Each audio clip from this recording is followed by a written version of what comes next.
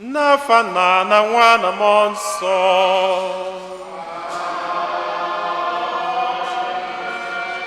Ka ngọzi nke Onyenwe anyị Jesu Kristi na ịhụnanya nke Chukwu Nna na ịdịkwa n'otu nke Mmụọ Nsọ na-enye dịrị unu niile.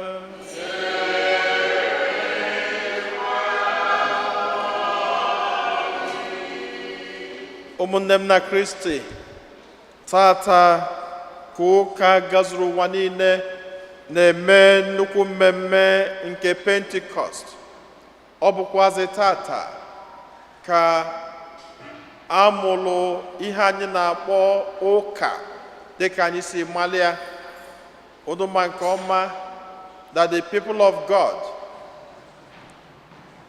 or the church is the people of God. The church is not the building, but the church is the people of God. And so today the church was born. Happy birthday. Anyị na-ekene Chineke onye fụrụ anyị n'anya maka ihe ọma niile nke ọ na-eme na ndụ anyị, maka ngọzi ya niile n'ebe anyị nọ. Ọkacha odudu odula anyị n'izuụka gara aga wee dubata anyị n'izuụka ọfụ nke anyị banyere tata, yana na mbọsị ọfụ nke anyị banyekwaziri. Ka anyị na-ekene Chineke maka ihe ọma ndị a, ka anyị na-ewere onwe anyị, na-ewere ezinụlọ anyị, na-ewere atụmatụ anyị niile dị mma, na-erinye n'aka Chineke, na-ayọ ka ọ na-edu anyị, ka ọ na-agbazila anyị.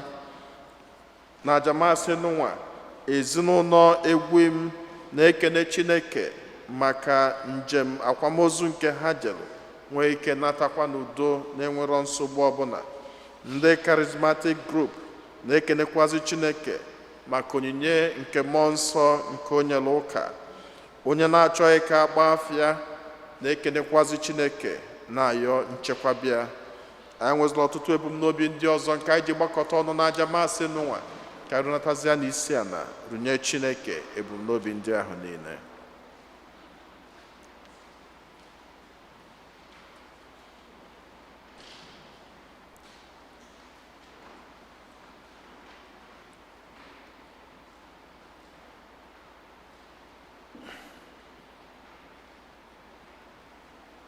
Ụmụnna, ka anyị kwado n'onwe anyị nke ọma maka nnukwu eme nke Eucharistia n'ụwa site n'ikwupụta njọ anyị.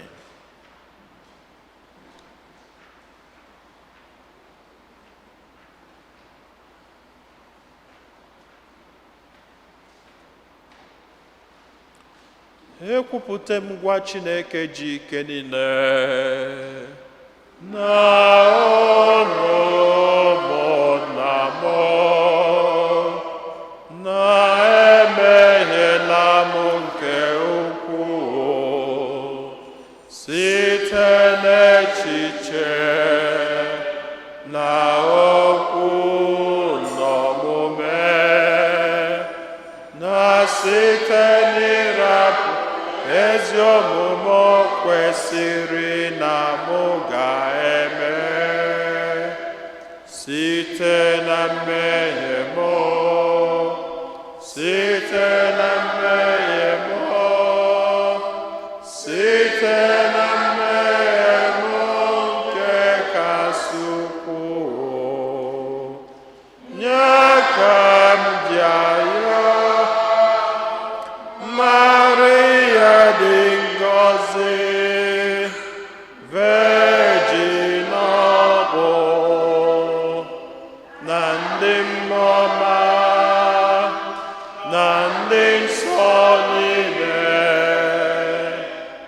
na ụlọ ụmụnna m, ka unu rọbara m ose bụ ụwa Chukwu anyị ayịyọ. Ka Chineke ji ike niile mere anyị ebere, gbaghara anyị njọ anyị, duru anyị na ndụ ebebe.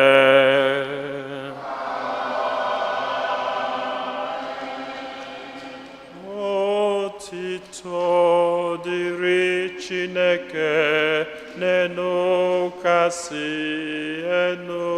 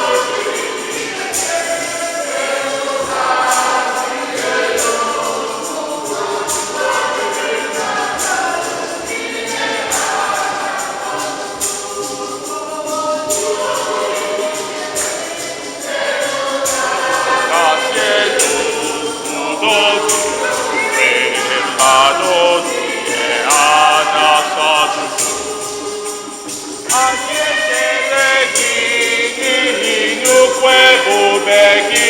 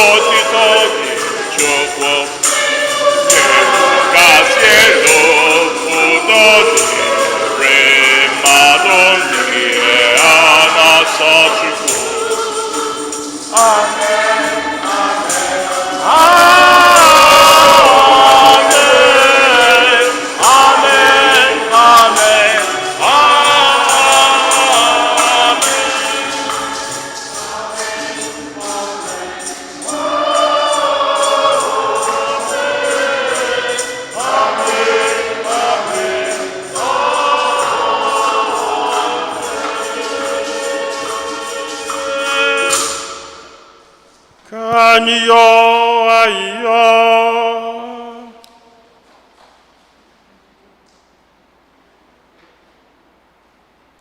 Chineke onyenwe anyị, site na amara nke oriri nke ụbọchị taa, idoro nzukọ gị nsọ na mba niile na ebe niile. Biko mee ka mmụọ nsọ gị bịakwasị ụwa niile. Mgbe ahụ i nyere ụwa ozi ọma gị, ka i mere ka ike nke amara gị pụta ìhè. Anyị na-arịọ gị ka i mee ka amara ahụ jupụta ugbu a n'obi ndị niile kwere na gị. Anyị yọrọ nke a site na dị nwe anyị Jesu Kristi nwa gị, onye gị na ya dị ndụ na-achị n'ịdịkọ n'otu nke mmụọ nsọ, otu Chukwu, site n'ụwa ta ụwa niile.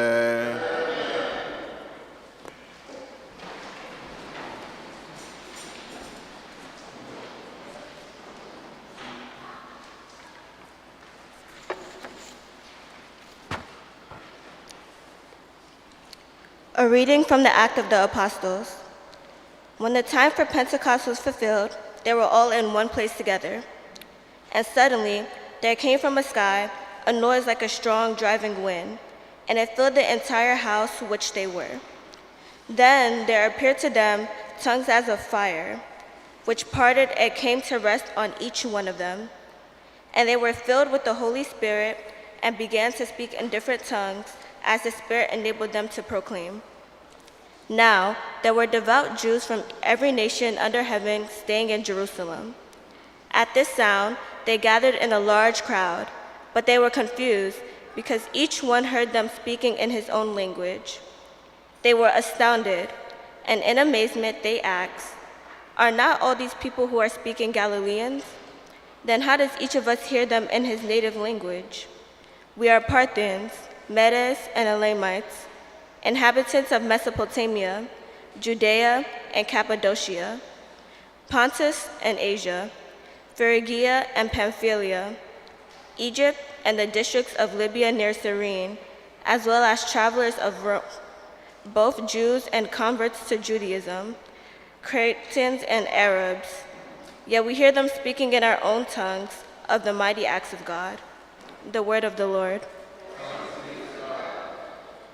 Responsorial Psalm. Lord, send out your Spirit and renew the face of the earth.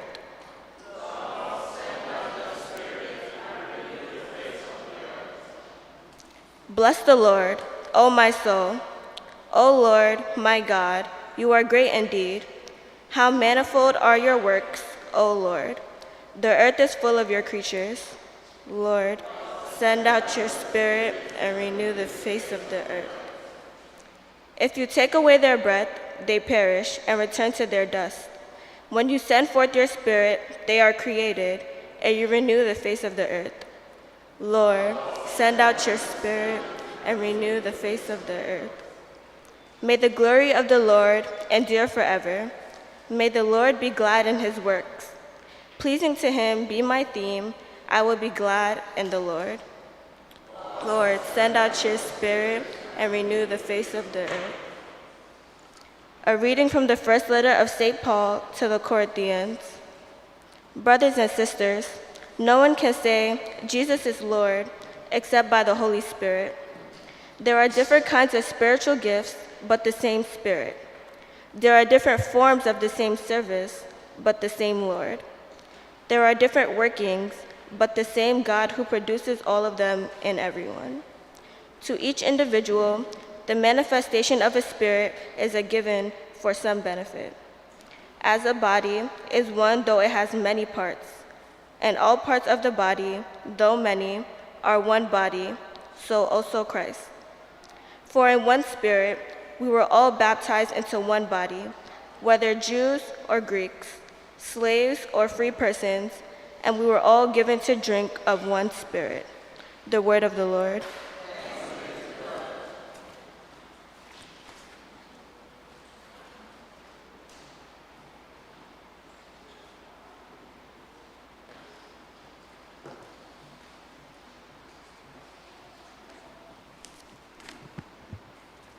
Ukwama. Bia monso no bianyi, si n'eluigwe zi na-ewedata ihe gị nke dị ebube. Biye nna nke ụmụ ogbenye, binye aka na-enye onyinye, mụkasịa n'ime obi anyị. Onye ntasi obi kasị mma, bịa leta obi ndị nke gị, ịdị ụtọ achọrọ m gị. Ezumike ndị nọ na ntụyi n'oge ekpemọkụ, ntasi obi n'oge nsogbu. Zite ihe gị kasị nsọ ka o jupụta n'ime obi ndị niile kwere na gị. Ewepụghị onwe gị ihe mmadụ nkịtị pụrụ ime, mmadụkwa na mmadụ. Sachaa ihe rụrụ arụ, wụọ mmiri n'ebe kpọrọ nkụ, gwọọ anyị ọrịa na-ahụ ọnya. Gọzie egwu nke kpọrọ nkụ ka ihe oyi na-atụnyere ọkụ.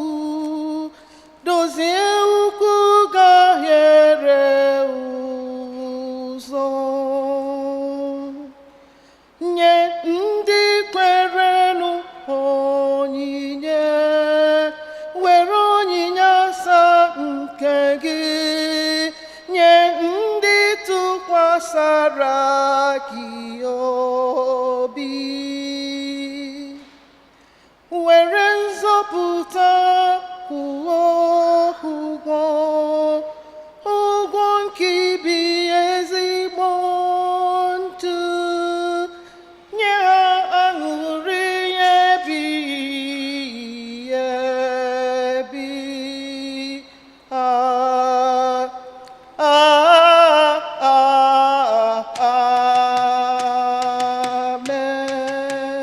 Amen.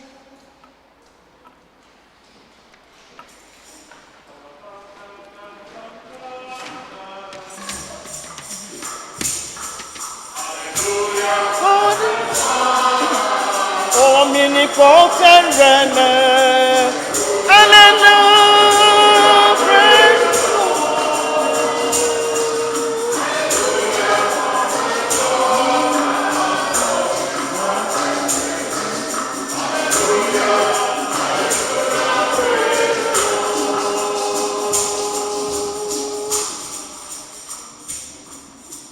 Biya mmụọ nsọ n'ọjọọ n'obi ndị kwerenụ, mụnye n'ime ha ọkụ nke ịhụnanya gị.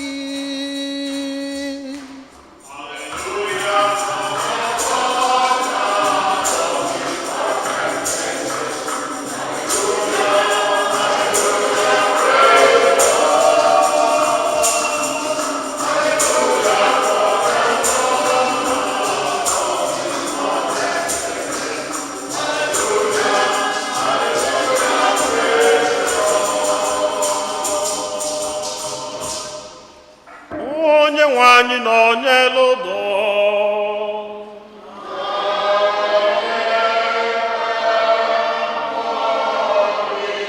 Ihe ọgụgụ nke ya si n'oziọma dị nsọ nke Jọn dere.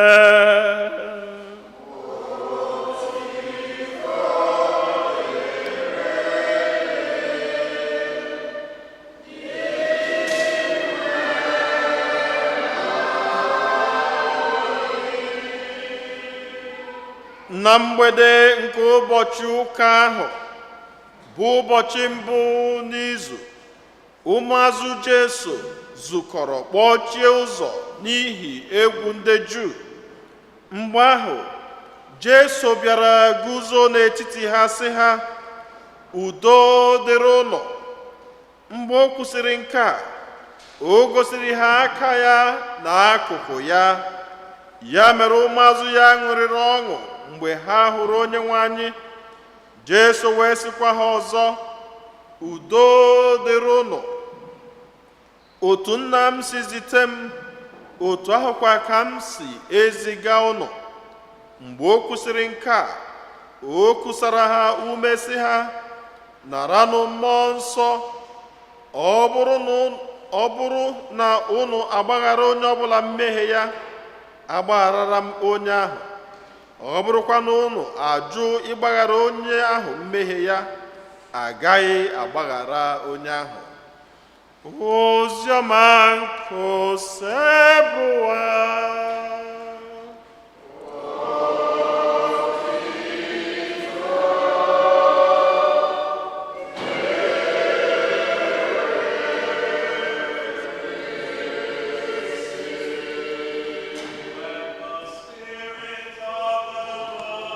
Come thou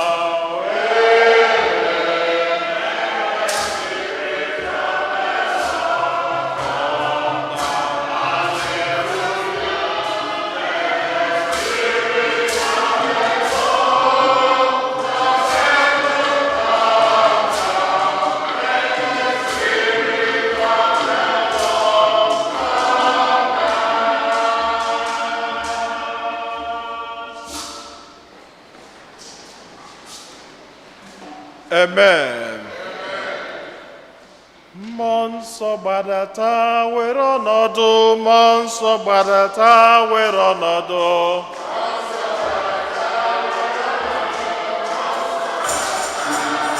Eze n'igwe gbadata were ọnọdụ. Mmụọ nsọ gbadata were ọnọdụ.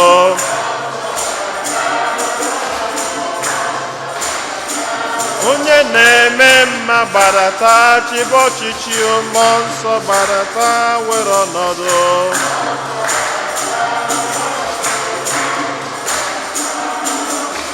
Mmụọ nsọ gbadata were ọnọdụ. Mmụọ nsọ gbadata were ọnọdụ.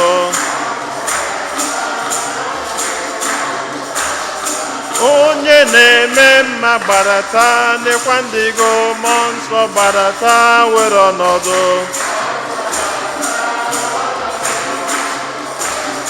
Ike ji aba mba gbadata n'ịkwa ụmụ go. Mmụọ nsọ gbadata were ọnọdụ. Mmụọ nsọ gbadata were ọnọdụ. Mmụọ nsọ gbadata were ọnọdụ. Mmụọ nsọ gbadata were ọnọdụ.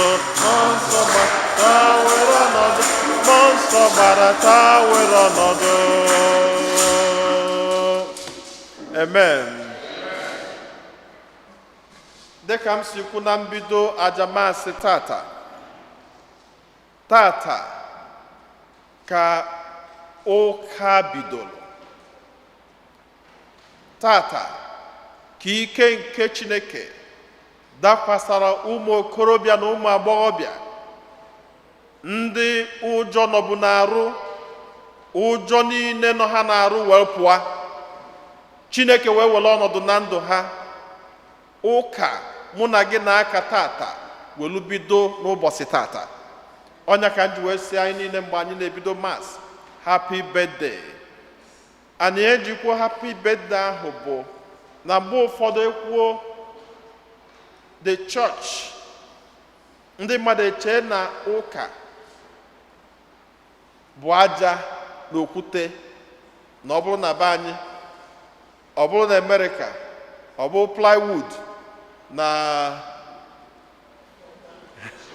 na chip.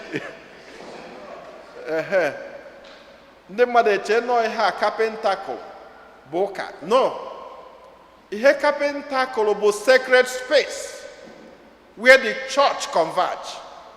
And so the church is the people of God. Oge nwa nọ n'ụlọ ụka bụ church. And so tata ka ibidolo ịkpọ Jesu dị nwenụ. Pentecost bụ nnukwu mmemme dịrị n'obodo ndị Juu, ha na-emebu ya eme. Ọ bụ mmemme mana n'ụka nke anyị nọ na ya, ọ bụ mmemme na-ebido from the resurrection, or from the resurrection, 50 days from the resurrection, then in went Pentecost. Now, the meaning of Pentecost is 50 days. And that is 50 days after resurrection of Jesus Christ. And so, next year, the meaning of the word Pentecost will be 50. And so 50 days of the celebration of the resurrection of our Lord Jesus Christ. Then his spirit descended on his disciples. Anyị nene ihe ọgụgụ agụgasịla anyị ihe ọgụ nke mbụ, anyị fụlụ mgbe mmụọ nsọ ahụ bịara. Ụmụazụ Jesu niile, onye ọbụla bịaba na Jerusalem. Reason eji nọdụ na Jerusalem bụ na ọ na-abụ oge Pentecost. Mba niile nọ n'ụwa niile na-abịa Jerusalem. Onye mere iji wee nwee ndị Egypt. And I want the happy, I had the lucky, at least Africa no embosi mmụọ nsọ bịara. Ọ bụrụ sọ ndị ọcha na-afụ ike Chineke. Anyị nwaso nweta ike Chineke n'agbanyeghị ha na ha sị na ojuju ka anyị na-efe. Mana mgbe mmụọ nsọ nke Chineke mbọsị ụka bidoro, we were well represented. Ọ bịa melu ndị Egypt ji nọdụ na ya, ndị Libya nọdụ na ya, ndị Phoenicia nọdụ na ya. People from all over the world came to Jerusalem because it was a very big feast of the Jewish people. Mana ka anọzi anya onye ọbụla na-ene anya na feast nke ndị Jew, ihe dị iche mebekwazịa egwu chenjie. They had a very big sound. And ka na-anụ sound ahụ, ihe dị ka ile ọkụ wee nọdụ n'isi ụmụazụ Jesu na-enwu. Ndị ahụ ha ma dịka ndị ụjọ na-atụ, ndị ha ma dịka ndị agụrụ akwụkwọ, ndị ha ma dịka ndị na-akọ azụ, ndị ha ma dịka ndị Galilee, because Galileans are living in the riverine areas. So they were more of farmers. They are not educated people. Nya ka anọzi ndị ahụ a na-ene anya na enweghị ndị ha bụ bido sụba niile. Anọbụrụ sọ na ha na-asụ niile, na ha na-asụ niile ahụ, obodo dị iche iche na-anụ ihe ha na-ekwu.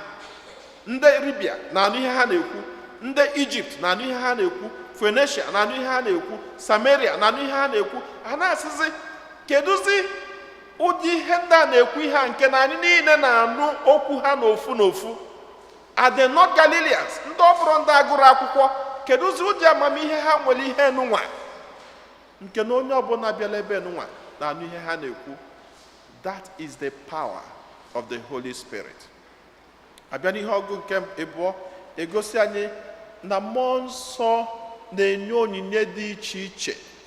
Etu iru anyị niile si wee dị iche iche, etu aka onyinye Chineke nyere anyị si wee dị iche iche. Etu a m na-ekwu okwu a, enwere onye ị ga-asị abịa ebe a kwuo okwu ofentie. Mana ebe a m nọ kịta, isi m lia n'elu ihe a jee kụọ ihe a, efentie m, because I won't even climb. Mana enwe onye ọ ga-abịa isi ya climb all this, if ya pam pam pam pam oligolu. We are all gifted in different forms. Asị anyị na onyinye ahụ niile anyị nwere bụ mmụọ nsọ na-enye. And na ebe ọ bụ na mmụọ nsọ nyelie, na onye ruo weta onyinye nkie, onye nke weta onyinye nkie, onye nke weta onyinye nkie, anyị atụkọ ya ọnụ maka agamniru nke ụmụ Chineke. Abịa n'ozi ọma egosi anyị na mgbe ya bụ dị nwe na Jesu Kristi bitechara n'ọnwụ na-akwado na gị n'igwe, na ọ bịakwutere ụmụazụ ya sị, peace be unto you. The gift of Jesus Christ, the gift of peace. Onye si owe sị, naranụ mmụọ nsọ. Anyị wee na-ajụ, gịnị bụ mmụọ nsọ?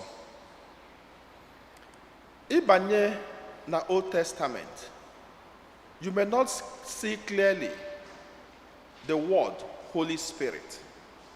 Mana ihe ị ga-afụ bụ the Spirit of God. Like ịbanye na Genesis, ọ ga-asị, and the Spirit hovered the water. Ị na-agbagotakwa mgbe o kelu mmadụ, ọ sị, let us create man in our own image and likeness. Mgbe ekechakwanụ mmadụ bido make ebe wrong use of the gift of God, bido plot ba against God. Kedu ihe ọzọ Chukwu mere? Ọ sị, ka anyị tiwa ile ha in the Tower of Babel. Ka anyị, let us tiwa ile ha ka ha niile hapụ ịdị na-asụzi ofu asụsụ. Then ịbanyekwa na agbagota, ị ga-afụ na most of the kings of the Old Testament, mgbe echicha David eze, asị anyị, and the Spirit of God lived upon him. Mgbe Samuel nwetara ike nke Chukwu, asị anyị, and Samuel was directed by the Spirit. The Spirit was known in the Old Testament, but not as good as it is clearly stated in the New Testament. It was in the New Testament that we understood the real power of the Holy Spirit. Even in the New Testament, mgbe a mụrụ John the Baptist, Elizabeth was filled with the Holy Spirit.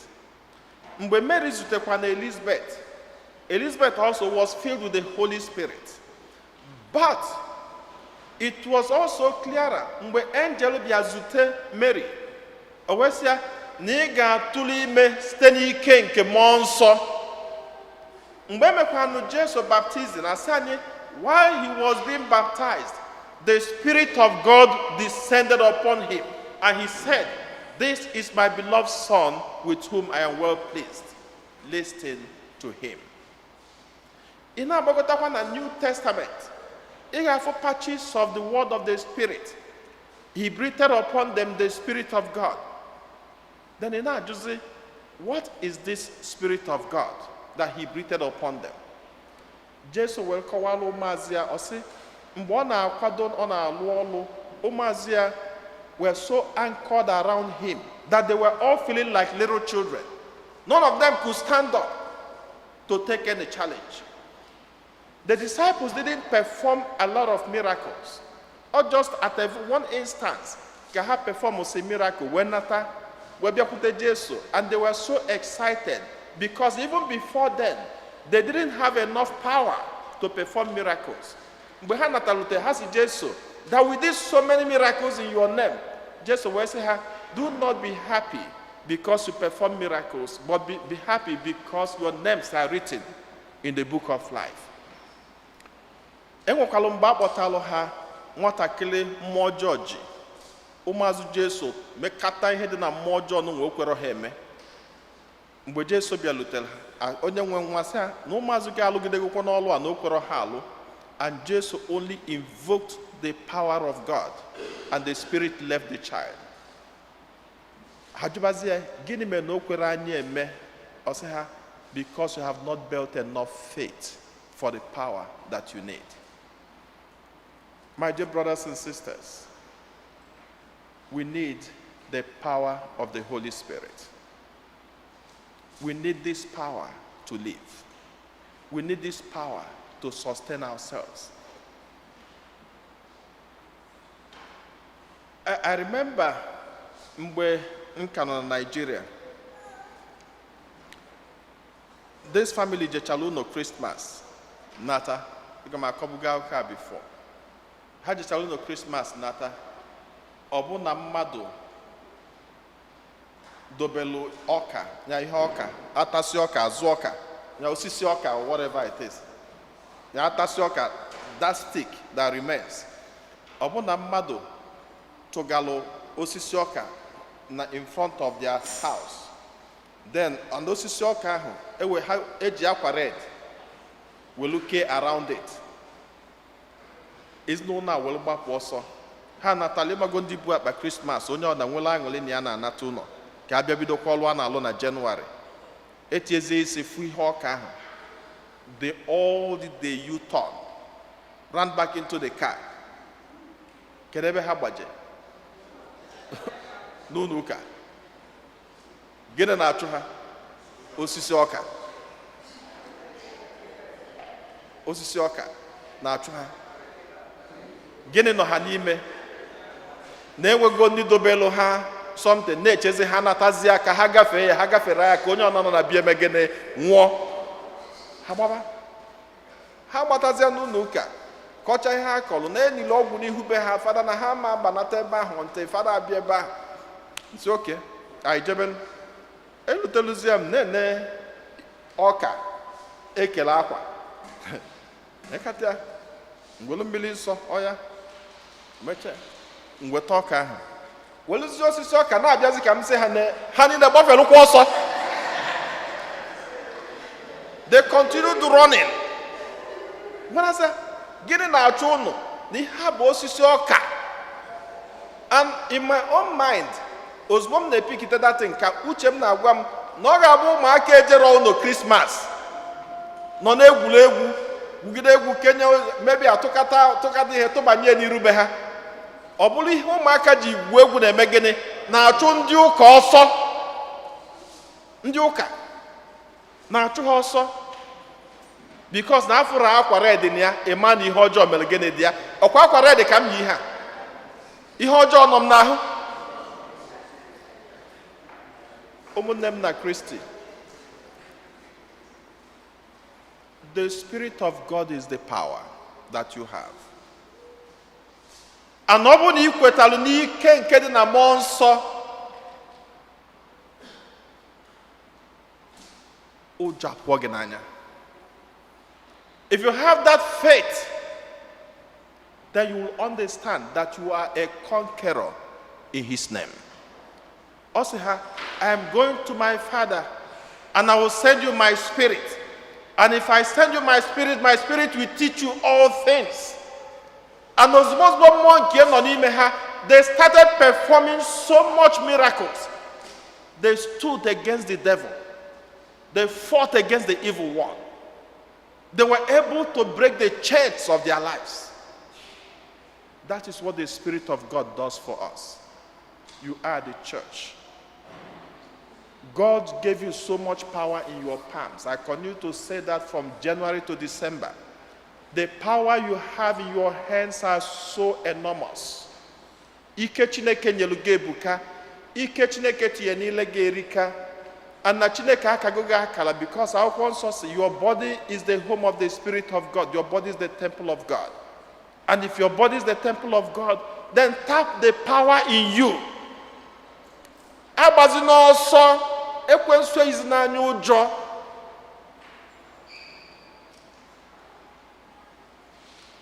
Ihe ọbụla na-eme gị, invoke the power of the Spirit of God.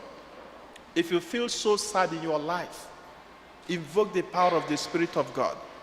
If you're sick, invoke the power of the Spirit of God. If you're helpless, invoke the power of the Spirit of God. If you're looking for a job, invoke the power of the Spirit of God. If you're lost, invoke the power of the Spirit of God. If you feel that the world is not good for you, invoke the power of the Spirit of God. Mmụọ nke Chineke has a way of consoling us. And I want us to tap into this power that God has given us. Do not run away from this greatest gift God has given to each and every one of us. May the power of the Spirit of God continue to be our strength. May His power continue to guide us. And may His Spirit live in us through Christ our Lord.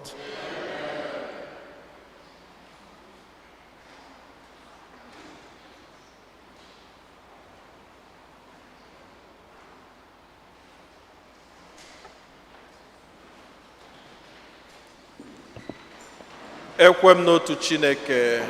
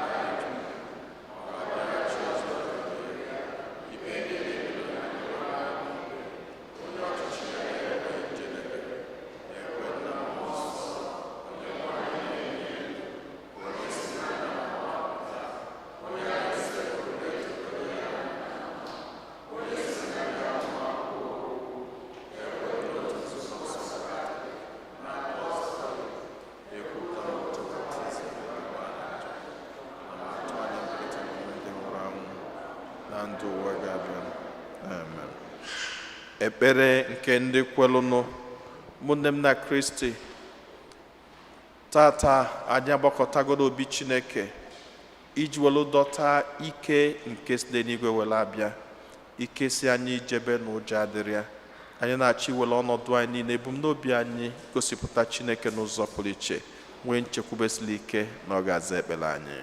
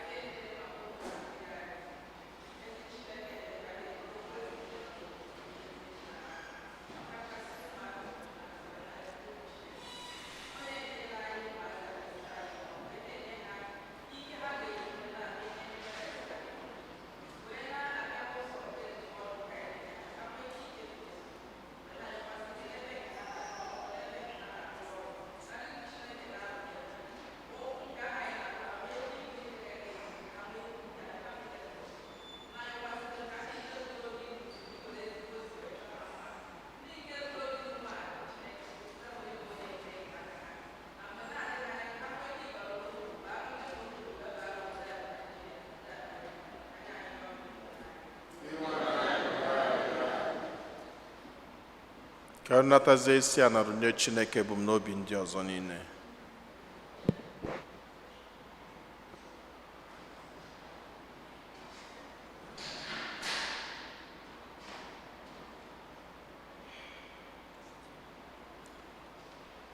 Mmụọ nsọ, ezi nduru nke igwe si n'eluigwe bịa, na-enwere ndị na-achọ gị, ndị na-achọ gị.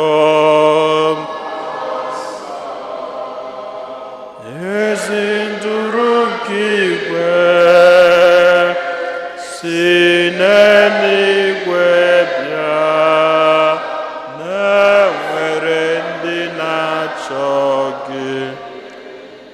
Chineke nna dị ebere dị ịfụnanya, anyị ewelugo ọtụtụ ebumnobi anyị, mkpa anyị niile, ọnọdụ anyị ma nke ezinụlọ anyị, ebe anyị na-alụ ọlụ, ọpụpụ anyị niile na mbata gị anyị niile wee na-egosi gị n'ụbọchị tata. Anyị na-ayọ ka ike nke mmụọ nsọ gị bịa nekwasị anyị anya, ndị nọkwazị na nyanya were ọgwụ nsọ gị bịa chọọ ha mma. Ayọrọ ihe ndị a niile site na Kristi Onyenwe anyị.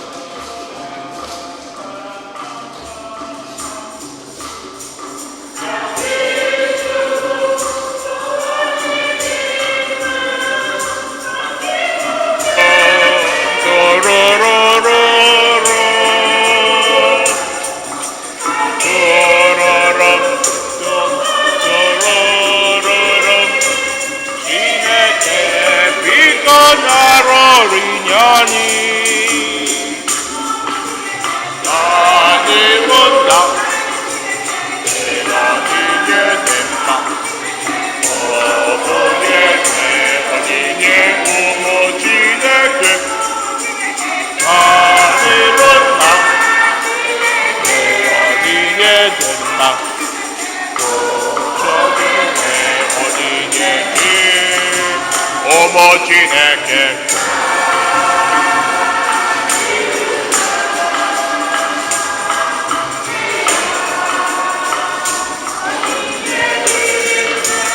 Ụmụ Chineke.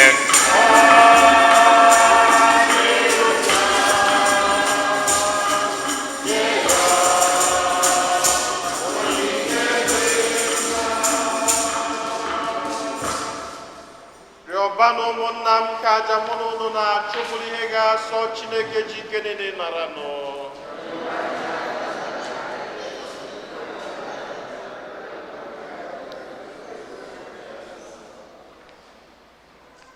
Chineke pụrụ ime ihe niile, biko nye anyị amara ahụ nwa gị kwere anyị na nkwa, ka Chukwu mmụọ nsọ wee nye anyị nghọta zuru oke n'ihe niile gbasara aja nke misa, were weghekwara anyị ihe niile bụ eziokwu anyị yọrọ nke a site na Kristi onye nwe anyị.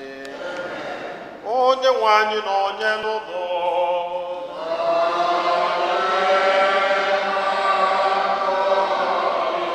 welite n'obi elu.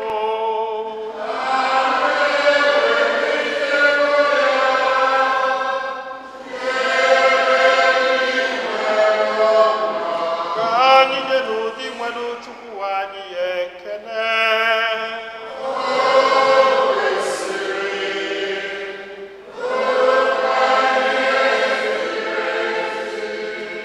O kwesịrị ezi bụrụkwa ihe ziri ezi na-asọ ndụ na anyị ga-enye gị ekele oge niile na ebe niile, o nna dị nsọ, Chineke ji ike niile, onye ji ụwata ụwa site na Kristi dị nwe n'anyị, onye rigoro n'eluigwe kacha elu were nọdụ ana n'aka nne gị, bịa n'ụbọchị taa zitere ụmụ ya dị nsọ. O si n'ụwa ghọta mmụọ nsọ nke o kwere ha na nkwa. N'ihi nke a ka akụkụ ụwa niile ji jupụta na aṅụrị nke na-enweghị ube. Igwe ndị mmụọ ọma na ike niile nke n'igwe na-ekwe ukwe nke otuto gị oge niile, na-asị: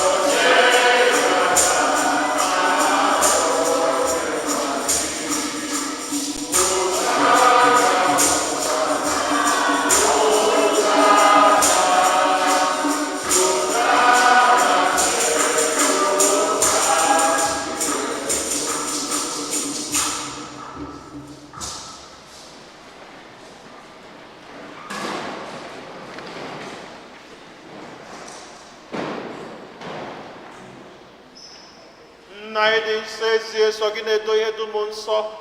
Anyị arịọ ka ido onyinye ndị a nsọ site rukwasa ha mmụọ gị, ka ha wee ghọrọ anyị arụ n'ọbara nke onye nwe anyị Jesu Kristi, onye bịara tupu edunya ya n'ọnwụ, nke o jiri aka ya wee nara. O were achịcha nye gị ekele na otuto, nyawa ya nye ya ụmụazụ ya, sị: naranụ nke a, rienụ ya unu niile, nke a bụ arụ m nke a ga-eduru nye maka unu.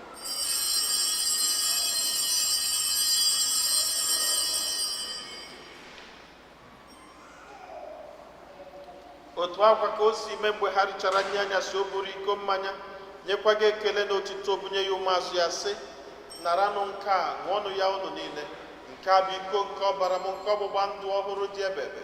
A ga-agba ya n'ihi nna n'ihi mmadụ niile, ka e were gbaghara njọ. Na-emenụ nke a na ncheta nke m.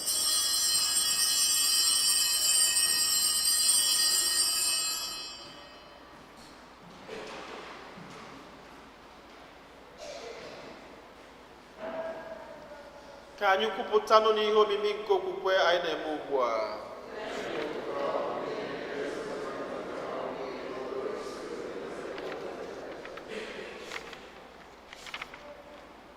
nna na ncheta nke ọnwụ na mbilite n'ọnwụ nke nwa gị, anyị ebunye gị achịcha nke ndụ na iko nke nzọpụta.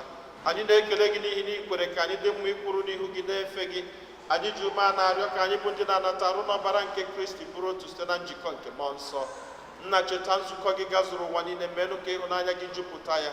Gọzie pope anyị bụ Francis na bishọp anyị bụ Robert na ndị ofe ọlta gị niile. Chetakwa ụmụnne anyị ndị ji okwe wee gaa n'ezumike nke ọnwụ. Kpọbata ha na ndị ọzọ niile nwụrụ anwụ n'ihe nke ebube gị. Biko meela anyị niile ebere. Ka anyị soro Virgin Maria dị ngọzi ndị nke Chukwu na ndị apọstụl na ndị nsọ gị na ndị mere uche gị ma wee keta ndụ ebebe. Ka anyị sorokwana ha na-eto gị na-edo gị ebube site na Jesu Kristi nwa gị. Ihe niile kere eke na-esonye bụ Kristi, na-esikwa n'ime na n'aka ya na-edekọ n'otu nke mmụọ nsọ, na-enye gị bụ Chukwu nna ji ike niile nsọpụrụ na otito niile site n'ụwa ta ụwa niile. Nna anyị nọ n'eluigwe,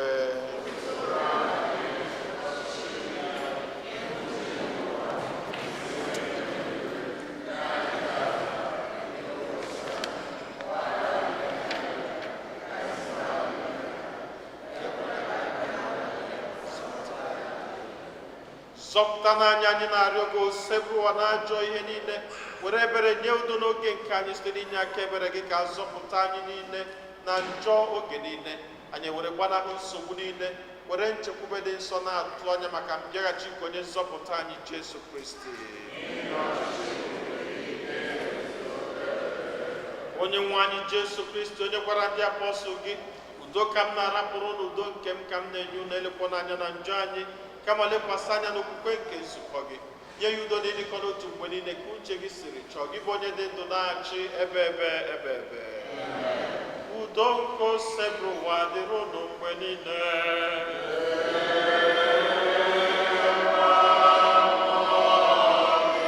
Nyerịta n'onwe unu wee kene nke udo.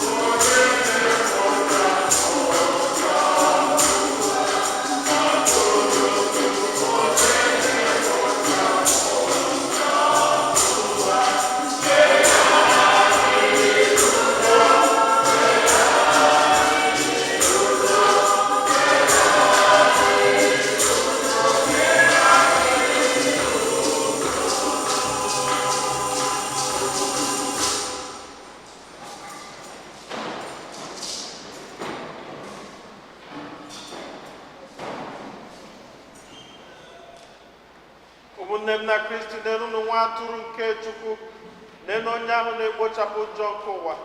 Anyị niile nwekwa n'isi ọma bụ ndị abụọ n'ori nke nwa atụrụ Chineke.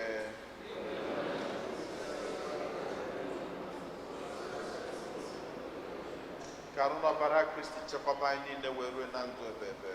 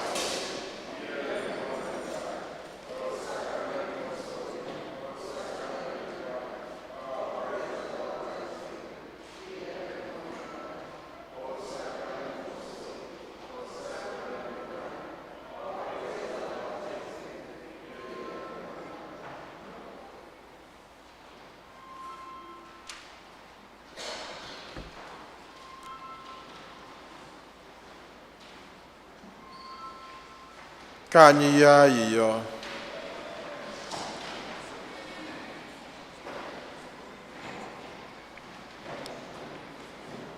Onye nwe anyị, biko were oriri nsọ nke a anyị natara nye anyị agamnihu ka anyị wee nwee ike ịnụ ọkụ nke mmụọ nsọ ahụ ihukwasara ndị ụmụazụ n'ụzọ pụrụ nnukwu iche. Anyị yọrọ nke a site na Kristi onye nwe anyị.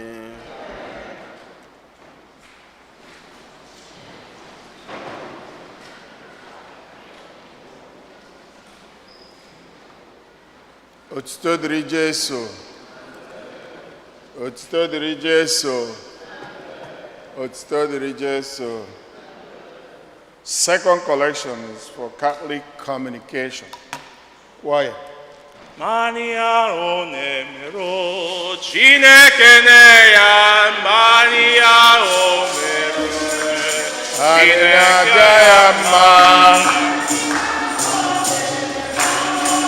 Chineke ne ya ya ma Mania onemero Chineke ne ya Mania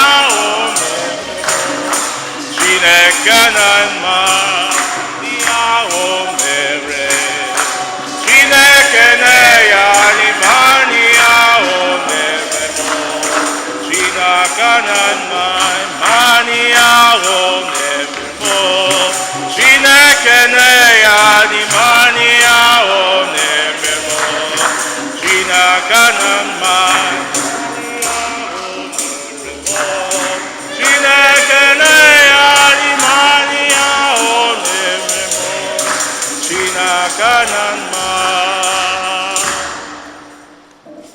Otuto dịrị Jesu. We are now having a exposition of the Blessed Sacrament every Thursday in our church from 4 p.m. to 7 p.m. Come, let us adore Thee. We will also do exposition of the Blessed Sacrament 8 a.m. and 7 p.m. All masses bilingual. We are still accepting dedication for our flower circle for the summer months. Minimum donation is $25. It's in the bulletin. You can just pick one, put it here, or give it to me. We invite all youths of our parish, 14 and older, to a weekend retreat in Huntington, Long Island, July 14th to 16th, chaperoned by Deacon Harry and his wife, Maria Lopez. Their stay and food will be covered by the parish. Please register by June 18th. This is a wonderful opportunity for a spiritual experience. The annual Catholic Appeal Bishop campaign is in progress. Our goal remains 22,150. As of now, we have 8,380 in pledges. We still need 13,722. Please do your part. The envelope is at the back of the pew. Remember to read Father's letter in the bulletin. Father's letter is in the bulletin. Ka ndị be egwim na je ịgbagote for Thanksgiving. Ndị kwaya.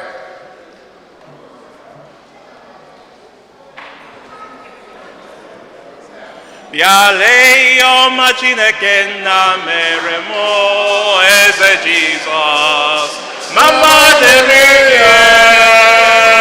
Bịa lee ọma Chineke nna mere mụ eze Jizọs mama dịrị gị. Lee ọma Chineke nna mere mụ eze. Ngwa na-agbagoten.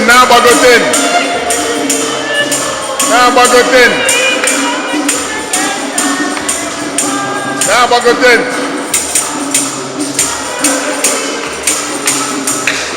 Yale ọma Chineke nna mere anyị eze Jizọs. Mama dịrị gị.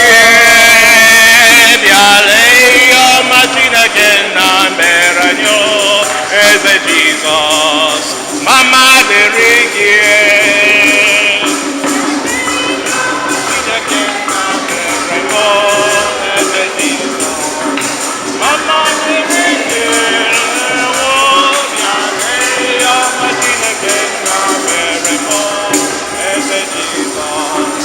Mama dịrị gị. Bịale ọma Chineke nna mere m eze Jizọs. Mama dịrị gị. Bịale ọma Chineke nna mere anyị eze Jizọs. Mama dịrị gị.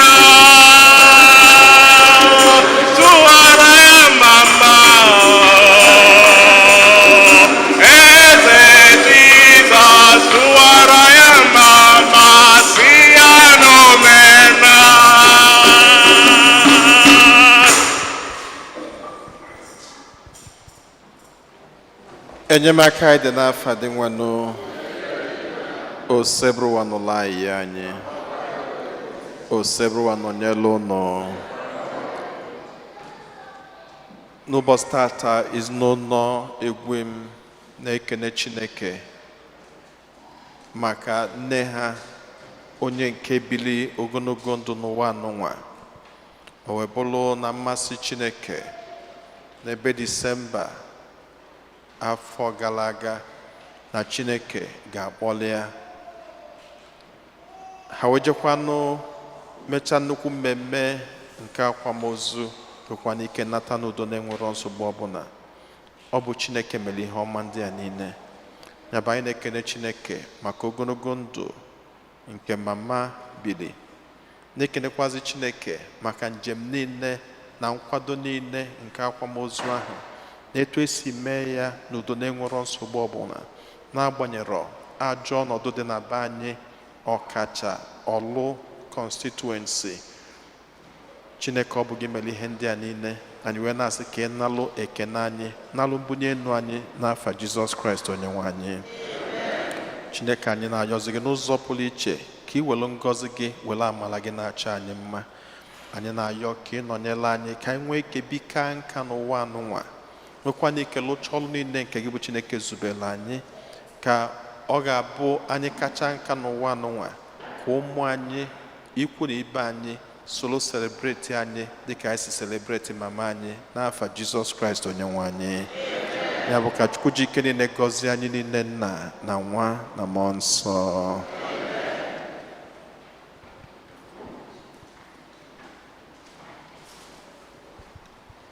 Ekele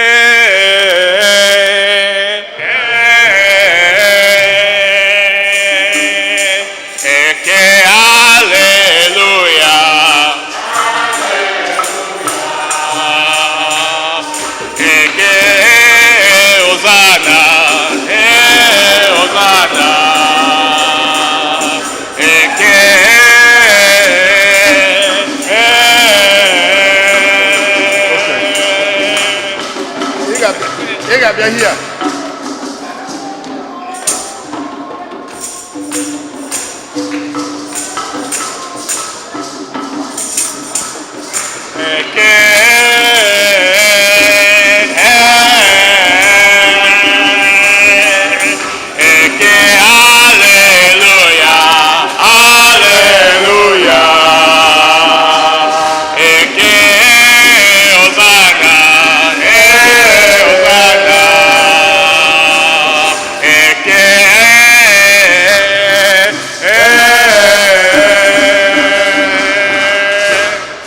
Otuto dịrị Jesu. Ndị be egwu m chọrọ ịgwa unu okwu.